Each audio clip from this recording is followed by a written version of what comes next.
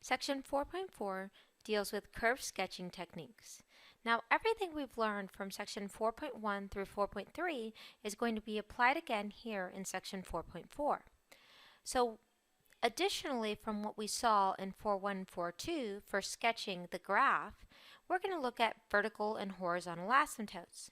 Now notice we find vertical asymptotes by taking the limit as x approaches a number, and we find horizontal asymptotes is taking the limit as x approaches positive or negative infinity.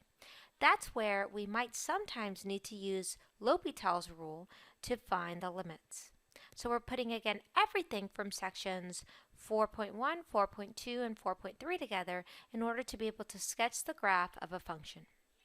First, vertical asymptotes. Again, we saw this in section 2.2, but just as a refresher, we say that a function f has a vertical asymptote at the line x equal a if we can show that either the limit from the left or the limit from the right, so the limit from the right or the limit from the left of f of x is equal to either positive or negative infinity.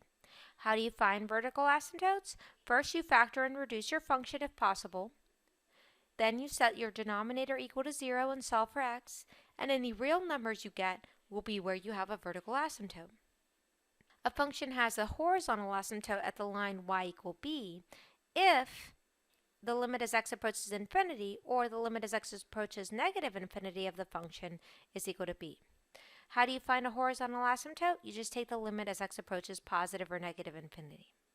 So find all the asymptotes of the following function. We have f of x is equal to 1 over x. Let's find the vertical asymptotes first. How do we do that? First we try to factor and reduce. I can't factor and reduce this. So then set the denominator x equal to 0 and solve for x. Well, it's already solved for x, which means that x equals 0 is a vertical asymptote. Again, you can look at the graph and notice that the limit as x approaches 0 from the left is equal to negative infinity, and the limit as x approaches 0 from the right is equal to positive infinity, so we can show in that sense that the x equals 0 is a vertical asymptote of this function. To find the horizontal asymptote, again what we do is we take the limit at either positive or negative infinity. I typically do positive infinity. So let's figure out what the limit as x approaches positive infinity of 1 over x is. Well, the limit as x approaches positive infinity of 1 over x is equal to 0. How do we know this? Again, because that's just part of the theorem. When it's just a number over x to a power, the limit as x approaches infinity of 1 over x to a power, or a number over x to a power, is equal to 0. Now please note, the graph of any polynomial function does not have any asymptotes. So anytime you don't have a rational function, you're not going to be looking for asymptotes. So let's look at example 2 here. Example 2 says, hey, I'm giving you all the following information. Let's graph f. So assume that f is continuous on its domain and all the intercepts are included in the table. So I give you information about the first derivative, and I give you information about the second derivative, and I give you ordered pairs. So what it's asking you to do is use all this information to graph f. So let's graph this function. So what we know is that the limit as x approaches negative infinity of f of x is equal to negative 3, and the limit as x approaches positive infinity of f of x is equal to positive 3. So what we know so far is that we're going to have a horizontal asymptote as x approaches negative infinity at negative 3, and we're going to have a horizontal asymptote as x approaches positive infinity at positive 3. All those things that are highlighted in green are just ordered pairs. So we know that the point negative 2, 0 is on the graph. The point negative 1, 2.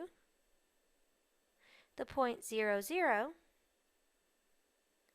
The point 1, negative 2.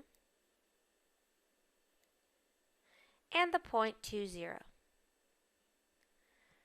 And then we're told that your first derivative is positive between negative infinity and negative 1, negative between negative 1 to 0, negative again between 0 to 1, and positive from 1 to positive infinity. So what does it mean about our function? Well, it means that our function is increasing, and then decreasing, and decreasing, and then increasing. We know that at negative 1, my first derivative is equal to 0. At 0, my first derivative does not exist. And at 1, my first derivative is equal to 0. We also know things about my second derivative. We're positive, which means we're concave up, and then negative, which means we're concave down. Then again, positive, concave up, and negative, concave down at the following intervals.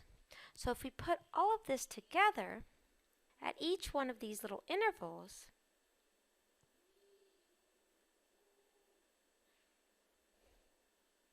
which if we look at these intervals are negative infinity and negative 2, then negative 2 to negative 1, negative 1 to 0, 0 to 1, 1 to 2, and 2 to infinity, we ended up with between negative infinity and negative 2, I'm increasing concave up, which means I look like this part of the U. And then increasing concave down means I look like the left side of the N.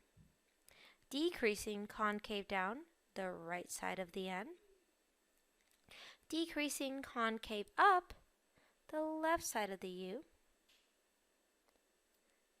Increasing concave up, so increasing concave up in this section, the right side of the U, and finally increasing concave down,